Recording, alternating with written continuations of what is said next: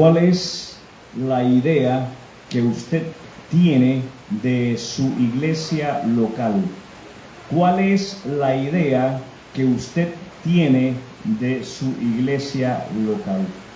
¿Cómo usted describiría esta iglesia?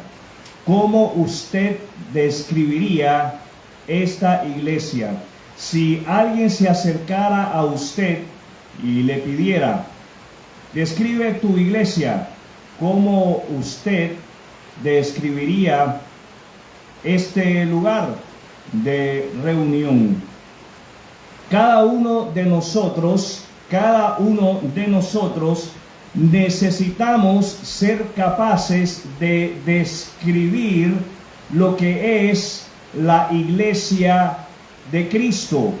Usted y yo necesitamos poder describir lo que es nuestro lugar de reunión, cómo es esa iglesia en la cual usted y yo nos reunimos. No a la luz de lo que usted y yo creamos o pensemos que es esta iglesia, sino a la luz de lo que las Escrituras nos dicen que es una iglesia. Para ello entonces vamos a la palabra de Dios en Colosenses, en el capítulo 3, Colosenses capítulo 3, y estaremos haciendo lectura de los versículos 12 al 14. Colosenses capítulo 3, versículos del 12 al 14.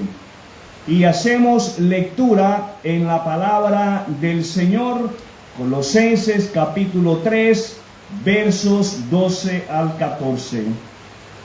Dado que Dios los eligió para que sean su pueblo santo y amado por Él, ustedes tienen que vestirse de tierna compasión, bondad, humildad, gentileza y paciencia. Sean comprensivos con las faltas de los demás y perdonen a todo el que los ofenda. Recuerden que el Señor los perdonó a ustedes, así que ustedes deben perdonar a otros. Sobre todo, vístanse de amor, lo cual nos une a todos en perfecta armonía. Creo que es a la luz de estos versículos a los cuales hemos dado lectura que podemos entender lo que es la iglesia. Es a la luz de lo que Pablo escribe que usted y yo podemos tener una idea clara de lo que debe de ser la iglesia cristiana. Pablo en estos versículos nos habla de lo que es necesario para que seamos una iglesia del Señor.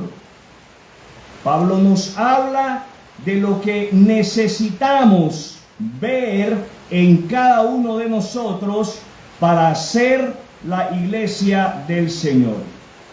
Lo primero que voy a estar haciendo resaltar es que se necesita compromiso. ¿Qué es lo que se necesita?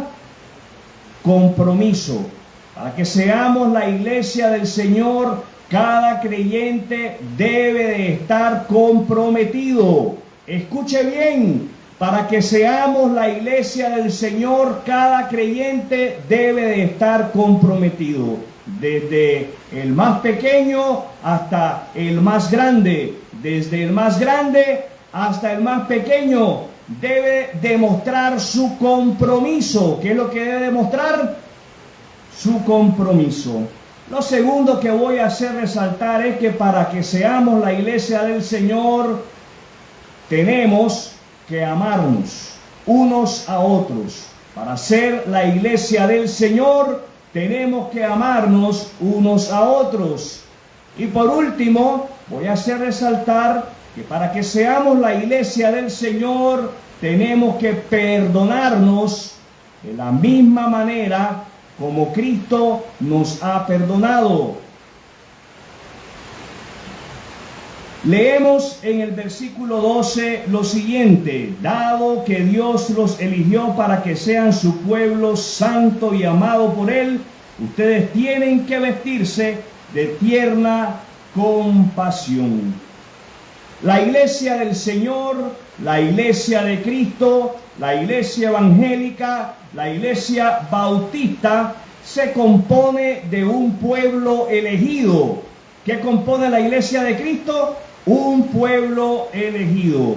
Y escuche bien lo siguiente: esta elección consiste en ser elegidos para ser santos, dice el apóstol Pablo. Cada hombre que se arrepiente de sus pecados y se vuelve a Dios a través de la fe en Jesucristo es llamado por Dios para apartarse del mundo. No para salir del mundo, sino para apartarse del mundo y de esa manera dedicar su vida en servicio a Él. Eso es lo que quiere decir ser santos, dedicarnos a servirle a Él, dedicar nuestra vida entera, nuestra vida completa a vivir para Él. Lo segundo que el apóstol Pablo nos dice en el versículo 12 es que hemos sido elegidos como pueblo de Dios para ser amados por Él, para ser amados por Él. Es a través del sacrificio de Jesús en la cruz del Calvario que el hombre pecador que se arrepiente de sus pecados y se vuelve a Dios a través de la fe en Jesucristo es acepto a Dios. Esa es la única manera, mis queridos amigos y hermanos, como Dios nos acepta. Debemos de entender nosotros cuando leemos que hemos sido elegidos para ser amados por Él, es que hemos sido elegidos para ser aceptos a Él a través del sacrificio de Jesús en la cruz del Calvario. Y con esto en mente, con el hecho de que hemos sido llamados a formar parte del pueblo elegido de Dios, es importante que podamos definir lo que es la iglesia de Cristo. Es importante que podamos definir con claridad a través de las Escrituras lo que es la iglesia. Tenemos que ser capaces, una vez más lo repito, de poder describir qué es una iglesia cristiana, cómo es una iglesia cristiana, para qué existe la iglesia cristiana. ¿Cómo es una iglesia cristiana? ¿Para qué existe la iglesia cristiana? ¿Cómo describiría usted la iglesia cristiana? Primero, la iglesia se compone de creyentes. La iglesia se compone de creyentes que se comprometen. La iglesia se compone de creyentes que se comprometen. La iglesia se compone de creyentes que se comprometen a vivir en comunidad. Ahora, para que usted y yo podamos vivir en comunidad, es importante que entendamos lo que necesitamos. Y el apóstol Pablo nos lo dice en el versículo 12. El apóstol Pablo dice que cada creyente necesita ser compasivo, necesita ser bondadoso, necesita ser humilde, necesita ser gentil, amable y necesita tener paciencia. La compasión es necesaria, la bondad y la humildad son necesarias, la gentileza, la amabilidad y la paciencia son necesarias en la vida de cada creyente, no en la de algunos, en la vida de todos nosotros. Y permítame decirle que cada una de estas características son el resultado de la presencia del Espíritu Santo en la vida de cada creyente. Por ello es importante entender que el Espíritu Santo viene a morar en la vida de cada hombre en el momento en que se arrepiente de sus pecados y pone su confianza en Jesucristo como el único y suficiente Salvador de su alma. No es antes. El Espíritu Santo no mora en ningún ser humano que no se arrepiente y no reconoce a Jesucristo como el único Salvador. Y no es después. No tenemos que sentarnos a esperar a que el Espíritu Santo descienda sobre nosotros de una manera sorprendente. El Espíritu Santo viene a morar en la vida de cada hombre que se arrepiente y cree en Jesucristo en ese momento, en el momento del arrepentimiento para la salvación de su alma. Estas cualidades de las cuales hemos hablado y leemos aquí en el versículo 12, la compasión, la bondad, la humildad, la gentileza y la paciencia, son cualidades que deben de estar presentes en nuestra vida y debemos de manifestarlas hacia las personas, hacia otros creyentes que están a nuestro alrededor y que forman parte de nuestra comunidad. ¿Cómo es que usted puede ser compasivo? La compasión es acción. La compasión es acción. ¿Qué es la compasión? Acción. ¿Qué es la compasión? Acción. La compasión no es simple y sencillamente sentir lástima por alguien. La compasión, mis queridos amigos y hermanos, nos va a llevar a actuar. La compasión nos va a llevar a comprometernos, a salir de nuestra comodidad para nosotros poder suplir la necesidad de aquellos que están a nuestro alrededor. La compasión es acción. Usted no se va a quedar con los brazos cruzados. Usted va a ver que alguien en su cuerpo local tiene una necesidad. Usted va a tratar de suplir esa necesidad. Tal vez sea algo que usted no pueda hacer solo. Entonces usted va a buscar la ayuda de otros hermanos en el cuerpo local para de esa manera poder mostrar la compasión. El ser bondadoso va mano a mano con el ser compasivo. La bondad de la misma manera nos lleva al compromiso.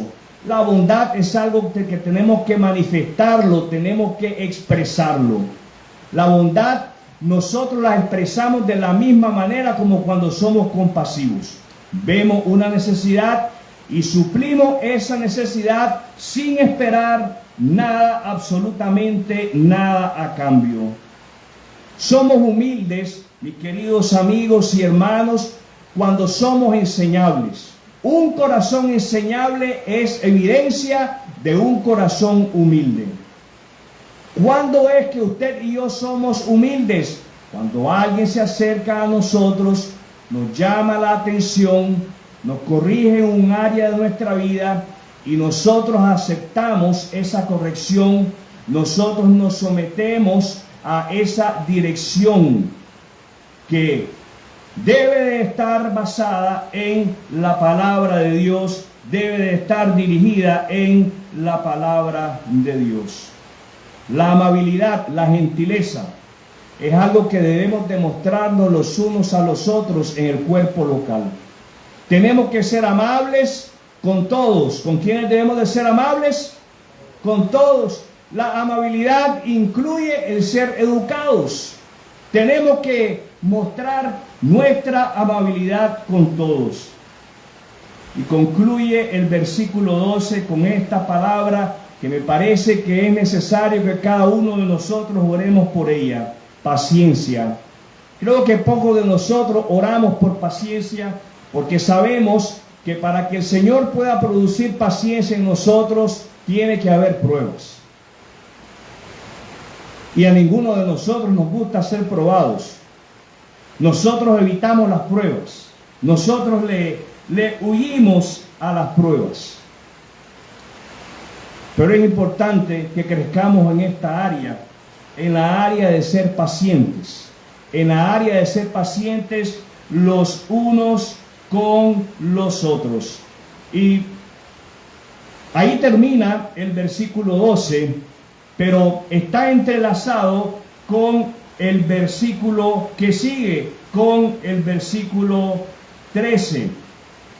Usted y yo, mis queridos amigos y hermanos, estamos llamados a ser compasivos, estamos llamados a mostrarnos los unos a los otros ese compromiso. En segundo lugar, ¿cómo usted describiría a la iglesia? ¿Para qué es la iglesia? ¿Qué clase de lugar es su iglesia? La iglesia se compone de creyentes que aprenden a perdonar. La iglesia se compone de creyentes que aprenden a perdonar. ¿A qué aprendemos en este lugar? A perdonar. El mejor lugar, la mejor escuela que usted y yo tenemos para aprender a perdonar es la iglesia. Versículo 13, sean comprensivos con las faltas de los demás. ¿Cómo debemos de ser con las faltas de los demás? ¿Cómo debemos de ser con las faltas de los demás? Vamos, gánele a la lluvia. ¿Cómo debemos de ser con las faltas de los demás? Comprensivos. Eso quiere decir que usted y yo debemos de tener una idea clara en por qué las personas son como son. Y las escrituras no nos dejan en la oscuridad.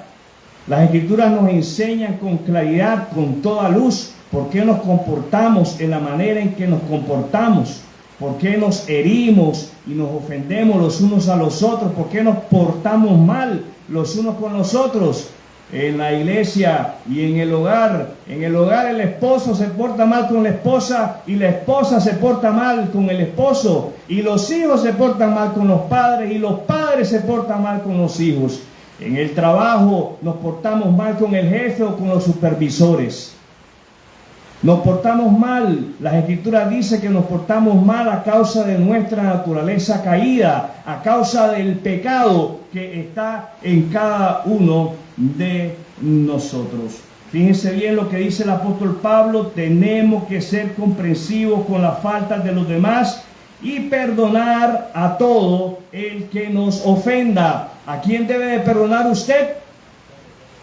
¿A quién debe de perdonar usted? A todo el que le ofenda. Para perdonar usted necesita primero ser comprensivo. En segundo lugar, debe de tener en cuenta de que para poder perdonar tiene que existir una ofensa. Esto nos muestra evidentemente, claramente, que dentro del cuerpo local, dentro de una iglesia, dentro de esta iglesia a la cual el apóstol Pablo le estaba escribiendo, se experimentaban estos fenómenos, sufrían estos males, ¿sí? Porque es un mal que debemos de ir erradicando. ¿Y cómo vamos a erradicar ese mal? Aprendiendo a perdonar. Y en el proceso, que es un proceso doloroso, vamos a ir creciendo y vamos a ir madurando, vamos a ir aprendiendo a comprometernos a perdonar. Cada uno de nosotros debemos de perdonar. ¿Qué debemos de hacer? De perdonar. Y no debemos de cansarnos. No debemos de cansarnos. Esta mañana el pastor Juan leía en 1 Corintios 13 y yo voy a leer el versículo 7. El amor nunca se da por vencido. El amor nunca se da por vencido. Usted y yo no debemos de cansarnos de perdonar. Usted y yo no debemos de darnos por vencidos de perdonar. El tercer punto que quiero señalar en este momento, es que la iglesia se compone de creyentes que aprenden a amar. La iglesia se compone de creyentes que aprenden a amar. Fíjense bien, estas son cosas que se vienen a hacer a la iglesia.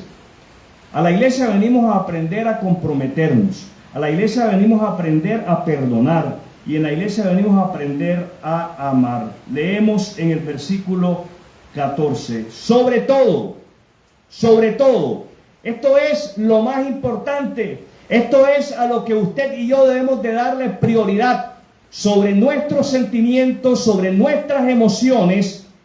Esto es a lo que usted y yo debemos de darle prioridad. Es que pastor, me habló muy feo el hermano o la hermana, no puedo perdonarle. En ese momento usted le está dando prioridad a sus sentimientos, usted le está dando prioridad a sus emociones. Escuche bien la palabra de Dios, escuche bien lo que el Señor le está diciendo. Sobre todo, lo más importante, diga conmigo, lo más importante. Sobre todo, vístanse de amor. ¿De qué debe vestirse usted? Usted y yo debemos de vestirnos de amor. Todos los domingos, la mayoría de nosotros enfrentamos el mismo desafío. Y es ¿qué nos vamos a poner? ¿Qué nos vamos a poner? Por regla general, las mujeres tienen más problemas que los hombres con ese tópico, con ese tema. Los hombres nos ponemos cualquier cosa. Los hombres nos ponemos lo mismo todos los domingos. ¿Ustedes se han dado cuenta? Las hermanas no. Las hermanas tienen ese gran desafío delante de ellas. Y ahora, ¿qué me voy a poner? Pero no estamos exentos. Todos pasamos por lo mismo. Creo que también batallamos al leer esto aquí. Vístanse de amor. Creo que se nos hace difícil vestirnos de amor. Especialmente cuando tenemos que enfrentar, tenemos que hacerle frente a una persona que nos ha ofendido. Vístanse de amor, leemos ahí en el pasaje, lo cual nos une a todos en perfecta armonía. Fíjense bien. Como la iglesia va a permanecer junta, es a través del amor. Entendamos, como les decía hace un momento atrás, que cuando leemos que Dios nos eligió para que fuésemos parte de su pueblo santo y nos eligió para ser amados por Él, ahí en el versículo 12, estamos leyendo que Dios nos eligió en Cristo, a través de la fe en Cristo, para amarnos, para aceptarnos como somos. ¿De qué manera nos acepta Dios? Siendo aún pecadores, Cristo murió por nosotros. Fíjese bien, en usted y en mí no hay nada especial para que Dios nos acepte. En usted y en mí no hay nada bueno para que Dios nos acepte. En usted y en mí no hay nada agradable para que Dios nos acepte. Eso quiere decir que no hay nada en usted y en mí que agrade a Dios. Todo lo que hay en usted y en mí desagrada a Dios. Dios nos amó siendo aún... No los oigo. Dios nos amó siendo aún pecadores. Dios nos amó siendo desagradables a Él. Ese es el amor de Dios. Y fíjese bien, esa es la misma manera como usted y yo estamos llamados a amarnos unos a otros. Estamos llamados a aceptarnos de la misma manera como el Señor nos ha aceptado, para que de esa manera podamos permanecer en armonía. Es el amor la forma. Es el amor de la forma como Dios nos llevará a permanecer juntos. Eso es lo que la palabra armonía quiere decir. La palabra armonía quiere decir permanecer juntos. El amor de Dios es lo que debe de gobernar tu corazón y lo que debe de gobernar mi corazón. son 3 características que deben de predominar en la iglesia hoy, en tu vida y en mi vida. Primero, compromiso. Nos comprometemos con el Señor. Nos comprometemos a corresponderle a su amor, porque Él nos amó primero. Segundo, nos comprometemos a manifestar ese amor que nos llena para con las personas que están a nuestro alrededor. Y tercero, vamos a amarnos de la misma manera como Él nos ha amado a cada uno de nosotros. Esto me lleva a preguntarle a usted, ¿ha experimentado el amor de Dios en su vida? Usted sabe, usted conoce, usted está convencido que Dios lo ha aceptado en Cristo como usted es. ¿Sabe usted dónde va a pasar la eternidad el día que muera? Si usted no tiene la seguridad de su destino eterno, quiero rogarle, deténgase a pensar, deténgase a meditar en el verdadero significado del nacimiento, de la muerte, sepultura y resurrección de Cristo. Y pídale a Dios que ponga en usted un corazón arrepentido. ¿Qué clase de corazón necesitamos? Arrepentido. Para que de esa manera, al volverse a Él, usted lo haga a través de la fe en Jesucristo. Como creyentes en Cristo, vamos a el paso de acción. El paso de acción para esta semana y el resto de nuestra vida. El paso de acción es hacernos el compromiso de amarnos de la manera como Dios nos ha amado y perdonado. Ese es el paso de acción. Ese es el paso de acción. Ahora, para llevar este paso de acción a la práctica, mi hermano, mi hermana, si hay alguna persona que forma parte del cuerpo local con la que usted necesita hacer una cercanía, no lo deje para mañana, hágalo hoy. Llame a esa persona, es más, visite a esa persona, invite a esa persona a sentarse a la mesa. Es más, celebrar la cena del Señor debe de llevarnos a pensar en que representa armonía, representa estar juntos, representa que en nosotros, en el cuerpo, tiene que haber unidad. Y no hay lugar para la falta de perdón, no hay lugar para la falta de comprensión. Para perdonar tenemos que comprender. Quiero invitarle a que en este momento cierre sus ojos e incline su rostro. Vamos a tener una palabra de oración. Ojos cerrados, rostro inclinado.